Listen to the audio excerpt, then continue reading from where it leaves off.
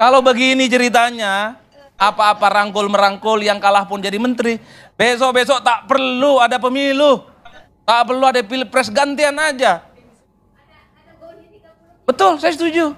Apalagi ketum-ketum partai, elit-elit partai selalu mengatakan bahwa ini adalah kawan lama, sahabat lama, senasib dan perjuangan. Apalah ceritanya kalau begini ceritanya pemilu, Pak. Udah gantian aja. Hari ini Gerindra, besok Golkar. Damai. Besoknya lagi Nasdem, besoknya lagi Demokrat, dan seterusnya dan seterusnya. Giliran, Pak. Negeri yang damai itu memang berat buat Adi Prayitno. Oh gitu ya. Enggak, saya hanya ingin menjelaskan fakta politik. Ingin menjelaskan fakta politik. Artinya yang ingin saya katakan adalah, kalaupun toh terpaksa ingin berkoalisi dan mengajak partai politik yang kalah, enggak perlu disembunyikan dong. Oke, siap berkoalisi dengan Prabowo dan Gibran. Dan siap jadi menteri, apa salahnya? Itu aja, nggak perlu atas nama kebangsaan, kerakyatan, rekonsiliasi. Aima, rakyat kita ini udah pintar. Nggak perlu pakai bahasa-bahasa yang menurut saya hiperbolis, hanya sekedar ingin menutupi bahwa sebenarnya juga ingin jadi menteri. Kalau koalisinya ikhlas lillahi ta'ala, ingin masuk surga, tak jadi menteri, silahkan dukung Prabowo dan Gibran. Tapi nolak jadi menteri, itu baru mantap. Itu baru mantap. Masalahnya koalisinya pun pakai syarat. Boleh berkoalisi, tapi dapat menteri. Menterinya nawar pula, 2 atau 3. Setelah 2 dan 3, nyebut juga pos kementerian mana yang basah. Repot. Nanya juga, kira-kira dapat Menko apa kagak? Repot. Ini yang saya kira repot. Itu cerita-cerita di sebelah sana. Ya, di negara konaha sana. Ini yang saya repot. Oleh karena itu Bapak Ibu yang ingin saya katakan, sebagai sebuah akhir dari khotbah politik malam hari ini ya, maknai politik itu biasa-biasa saja dan jangan pernah mempercayai komitmen dan statement elit itu 100%. Bacalah elit politik itu sebaliknya. Kalau elit politik hari ini bicara tentang ideologi, itu adalah politik yang diletakkan atas idealisme perjuangan, bahwa politik itu adalah penuh edukasi. Itu hilangkan per hari ini. At the end of the day-nya, politik kita itu adalah ujung-ujungnya kekuasaan, kekuasaan, dan kekuasaan. Politik kita ujung-ujungnya itu adalah yang kalah berkoalisi, jadi menteri, dan jadi menteri. Atas nama Indonesia Raya dan Indonesia Maju. Lalu kemana para pemilih kita? Pemilih kita wassalam dan ditinggalkan. Kita khawatirkan pada masa pemerintahan Presiden Prabowo selanjutnya lumpuh yang namanya pengawasan parlemen. Padahal sejatinya dalam sistem pemerintahan presidensil, semua anggota DPR itu adalah oposisi dalam tanda kutip. Kan Anda akan mengatakan, Ketua MPR Bambang Susatyo mengatakan, tidak ada yang namanya oposisi dalam pemerintahan presidensil. Yes, saya katakan, kalau Anda kafa menjalankan presidensial system. Tapi presidensial sistemnya tidak kafa. Tidak kafanya seperti apa? Kalau kita bicara presidensial system, itu yang namanya anggota DPR, dia hadir terpilih itu sebagai individu, individual basis. Di Jerman saya tanya kepada orang partainya, partai yang paling mayoritas, di sini enggak recall, enggak ada katanya. Karena once Anda terpilih, Anda adalah wakil rakyat Jerman secara keseluruhan, no matter dari mana dapil Anda. Sehingga individu-individu itu dihargai. Karena itu, ketika mereka melakukan pengawasan, individu itu tidak akan diancam oleh recall. Kalau kita kan enggak. Begitu Anda sudah komit ketua umum partainya menjadi bagian dari koalisi so-called, dan kemudian ada 1-2 kursi yang diberikan baik menteri, wakil menteri maupun jabatan setingkat menteri lainnya, maka Anda diam. Anda hanya punya ruang bermain yang dibatasi. Tapi begitu sampai hal yang substantif, jangan. Misalnya, utak-atik KM50, nggak ada yang berani. Kalau Lulu berani mengungkapkan besok saya mau inquiry KM50, good. Tapi saya yakin Anda nggak akan berani. Karena ada yang namanya room, batas permainan. Anda boleh ngomong apa saja, tapi begitu ketua umum partai Anda yang berpresidensial club dengan presiden terpilih, misalnya kan ada klub presiden katanya. Tolong ini boleh, ini nggak boleh dan lain sebagainya. Maka presidensial sistem kita sudah cacat. Kenapa? Karena kita memasukkan unsur-unsur parlementer dalam presidensial sistem kita. Yaitu ketika misalnya penguasa atau pejabat merekrut seorang menteri atau pejabat setingkat menteri, dia dianggap menyogok partai politik. Sehingga partai politik itu sudah dikerangkeng. Anda nggak boleh loh ngomong berbeda dari apa yang sudah digariskan kekuasaan. Let's say Omnibus Law. Omnibus Law itu gila. Bayangkan, putusan Mahkamah Konstitusi mengatakan tolong Omnibus Law diperbaiki dalam legislasi yang normal within 2 years. 2 tahun. Apa yang dilakukan oleh Presiden Jokowi? Keluarkan perpu dia. Dia reinstall lagi yang namanya Omnibus Law tersebut. Dan surprise, DPR menerimanya. Dan MK juga tidak membatalkannya. Padahal jelas-jelas itu melanggar putusan Mahkamah Konstitusi. Toh tidak ada komitmen kita berbangsa yang sesuai dengan konstitusi. Itu kan sangat konstitusionalistik untuk menghormati putusan MK. Anda giliran Pilpres, hormati dong putusan MK. MK sudah memutuskan. Tapi giliran yang terkait dengan Omnibus Law, nggak ada yang bicara menghormati putusan MK. Nah, karena itulah, kalau kita bicara tentang fatsun politiknya, ya kalau Anda kalah ya janganlah minta-minta kursi. Janganlah mepet-mepet, janganlah melipir-lipir. Ya, kritik yang sama saya sampaikan juga kepada Anies Baswedan. Ya, biar yang lain senang kan? Sebagai mantan relawan, sebagai mantan tim hukum, sebagai mantan dewan pakar, sebagai mantan penasehat hukum, tim hukum.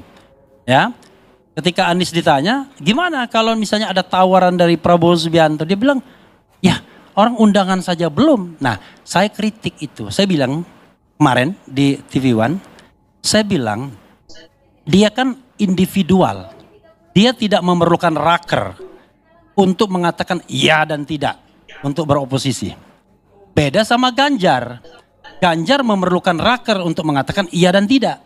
Hari ini Ganjar mengatakan beroposisi, tapi nanti kalau raker 24 April mengatakan, Mei, 24 Mei, udah lewat ya Aprilnya ya. 24 Mei mengatakan bahwa kita gabung dengan pemerintahan. Kalah Panda Nababan dan kemudian Ganjar Pranowo. Nggak ada lagi yang namanya suara oposisi tersebut. Oh, kami tetap kritis di DPR, kritis di society. Itu Anda sudah bicara yang namanya oposisi hal-hal yang tematik. Tidak semua hal. Tapi kalau mau oposisi yang permanen adalah Anda stay away dari kursi pemerintahan dan Anda betul-betul di luar pemerintahan. Anda menjadi counterpart. Oke, apa yang dikatakan Nul itu kalau ada yang benar saya katakan benar. Tapi kalau ada yang salah harus ada orang yang berani mengatakan itu tidak benar. Sekarang menjadi masalah. Kalau kita mengatakan coba periksa Ford Estate, ada nggak potensi korupsinya? Kira-kira Nul, ada jamin nggak saya tidak ditangkap misalnya? Tolong periksa itu marriage. Apakah ada potensi korupsinya atau tidak? Ada nggak jaminan kemudian anggota DPR mengatakan memberanikan itu dan menggunakan hak untuk menyelidik? Nah itu yang kemudian kita katakan sebagai kehidupan berbangsa yang sehat. Yang sehat itu bukan tidak ada dinamika. Bukan berarti kemudian ya kita bersama-sama membangun bangsa negara. Seolah-olah luka kemarin itu nggak berbekas.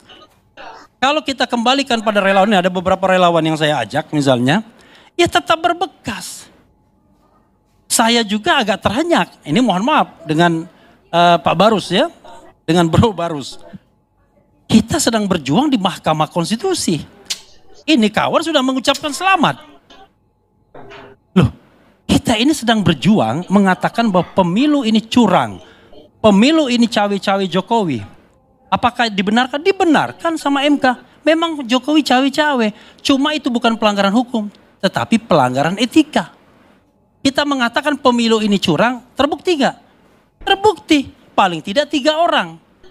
Kan ada 8, Pak Hakim, pemilu ini curang. Kata 5 hakim, enggak ada yang terbukti curang.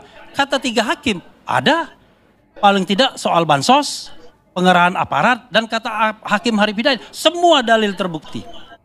Pertanyaannya adalah, ketika kita mengatakan tidak ada pemilu curang, ada 3 yang mengatakan curang, apakah ada kecurangan? Ada.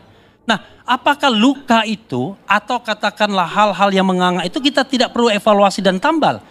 Dalam konteks inilah hak angket diperlukan. Tetapi masalahnya adalah kalau kita ingat ininya lukanya menganga, hak angket itu saya yakin dikhawatirkan bukan menyembuhkan luka nantinya, malah membuat luka makin kelihatan. Oh, kalau begitu jangan-jangan kemenangannya tidak legitimate. Maka kemudian kita hari ini kan dihadapkan pada angka-angka yang ya aneh-aneh. Partai politik itu kan kalau kita bicara ada reward and punishment, ada kotel effect, ada bandwagon effect. Tapi pada nggak jelas semua. 3 partai dari Anies Baswedan itu tambah semua kursinya. Nasdem 10, PKB 10 kalau nggak ada berubah di MK, dan PKS 3. Prabowo, apakah kalau Anda mendukung Prabowo pasti tambah? Enggak. Buktinya Demokrat nggak nambah. Bahkan Demokrat kurang 10. Nah kalau di 03 karena dia kalah, kurang semua.